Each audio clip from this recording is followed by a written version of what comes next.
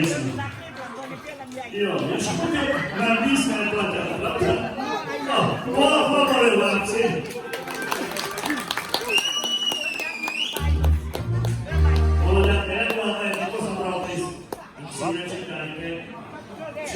Ci se lascia, secondo me deve andare a cosa. Parlo minuto di tempo, minuto sarà bene. Così. Так, не помню, прямо. Помни, я написала